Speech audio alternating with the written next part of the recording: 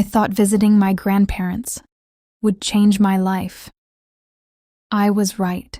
The last time I visited the Philippines, I was 7 years old. I barely remembered anything. A few old family photos, a mango tree in my grandparents' backyard, the smell of rain on hot afternoons. That's all. For most of my life, I lived in Canada. School, work, friends, and everyday life kept me busy. Years passed faster than I realized. Before I knew it, 13 years had gone by without seeing my grandparents. Every Christmas they would call, every birthday they would send messages, and every year I promised I would visit soon. Soon somehow became 13 years. Then one day my grandmother got sick. Nothing life-threatening, at least that's what everyone told me. But hearing her tired voice over the phone made me realize something. My grandparents weren't getting younger, and time wasn't slowing down. A month later, I booked a flight. My grandmother cried when she saw me at the airport. My grandfather hugged me so tightly I could barely breathe. For the first time in years, I felt like I belonged somewhere. The first week was wonderful. Every day felt like an adventure. My cousins took me around the province. We visited beaches. We explored markets. We ate food I couldn't even pronounce. At night, we sat outside telling stories under the stars. Life felt simple, peaceful, exactly what I needed. Then a distant relative passed away. I had never met him before. Apparently, he was my grandfather's cousin. Everyone in the family attended the funeral. I went mainly to support my grandparents. The service lasted most of the day. People prayed. People cried. People shared memories. The atmosphere felt heavy but normal, until I noticed a woman. She stood near the back of the room, alone, completely still. At first, nothing seemed unusual about her. Funerals are full of strangers, especially in large Filipino families. But something about her caught my attention. Maybe it was the way she stared, or maybe it was because she never blinked. Not once. Every time I glanced in her direction, she was looking at me. Not my grandparents, not the casket. Me. When our eyes met, she smiled. A slow smile, the kind that instantly makes you uncomfortable. I looked away. A few seconds later, I checked again. She was gone. I assumed she had left. The rest of the day passed normally, or at least I thought it did.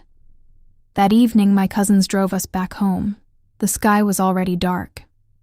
Rain tapped softly against the car windows. Everyone was quiet, exhausted.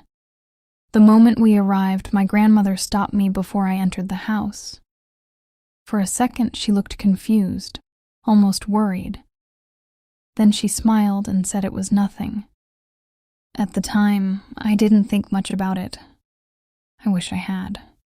That night, I woke up at exactly 1:14 a.m. I know because my phone screen was glowing beside my bed. The room felt strangely cold. I pulled the blanket tighter around myself. Then I heard footsteps, slow footsteps, coming from the hallway. One step. Pause. Another step. Pause. The floorboards creaked with each movement. At first, I thought it was my grandfather. The house was old. People got up during the night all the time. But the footsteps continued, back and forth, for nearly 15 minutes. Eventually, curiosity won. I opened my bedroom door. The hallway was empty, completely empty. The footsteps stopped immediately. The silence felt worse somehow. Then I noticed something strange. Muddy footprints. A trail of them stretched across the hallway floor. Fresh, dark, wet. I followed them with my eyes, and my stomach dropped. They ended directly outside my bedroom door, as if someone had walked there and vanished. The next morning, I asked everyone about it. Nobody had an explanation. My grandfather simply changed the subject. My grandmother looked uncomfortable. My cousins avoided eye contact. It was weird, but not weird enough to scare me. Not yet. The following night, I woke up again, 1:14 a.m. Exactly the same time. This time, my phone had a new photo. I frowned. I didn't remember taking any pictures. The image showed the upstairs hallway.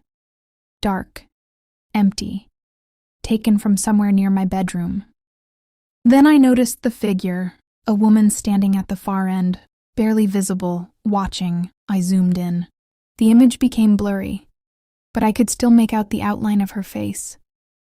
And that smile, the same smile from the funeral. My heart started pounding. I deleted the picture immediately. The next morning, it was back, not in the trash folder, not restored. Back in my gallery, like it had never been deleted at all. That was when I started getting nervous. Still, I kept everything to myself. I didn't want my family thinking I was losing my mind. Days passed. Then more strange things started happening. Doors opened by themselves. Objects appeared in places where I hadn't left them, and every single night. 1:14 a.m. Without fail. Sometimes I heard footsteps. Sometimes whispering. Sometimes nothing at all. But I always woke up. One afternoon, my grandfather asked me to help organize old family photographs. There were hundreds of them, maybe thousands. We spent hours sorting memories. Then I found a picture from 1978, a family reunion, everyone smiling at the camera. Everyone except one person. A young woman stood in the background, half hidden behind a tree, watching. I recognized her instantly. The woman from the funeral, the woman in the hallway photo, the woman from my nightmares. "Who is she?" I asked. My grandfather froze. The smile disappeared from his face. Slowly, he took the photo from my hands.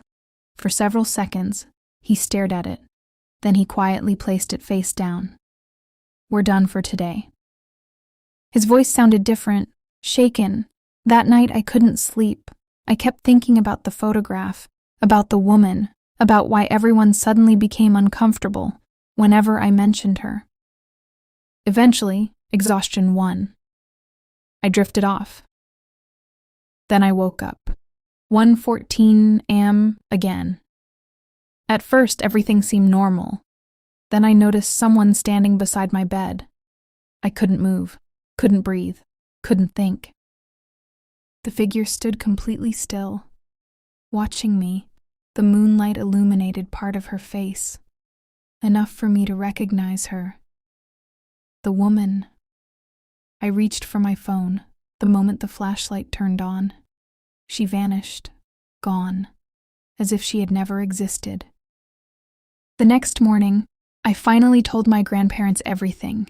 The photographs, the footsteps, the figure, the messages, everything. My grandfather sat silently for a long time. Then he stood up and retrieved an old newspaper clipping. The paper looked decades old, yellow and fragile. I read the headline: "Local woman found dead after disappearing for 3 days." Below it was a photograph. The same woman, the exact same face, the exact same smile. My hands started shaking. "Who is she?" My grandfather's voice was barely audible. "No one knows." "What do you mean?" "She wasn't part of our family." "Then why is she in the photos?" He looked at me. His expression was filled with something I'd never seen before. Fear. "Because she always appears." The room fell silent.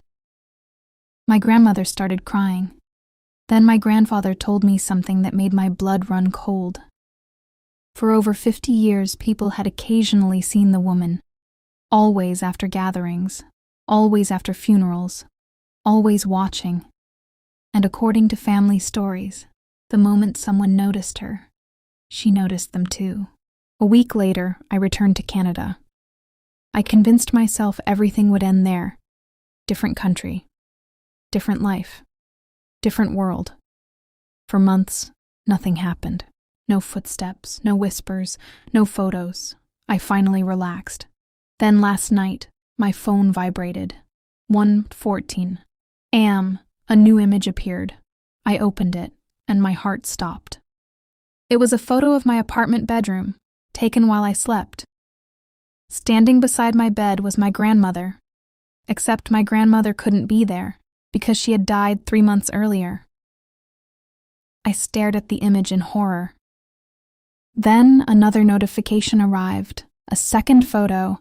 This one was zoomed out. My grandmother wasn't alone. Behind her stood the woman, smiling, watching, waiting. A final message appeared beneath the image. 5 words, words I still haven't recovered from. Now she knows where you live.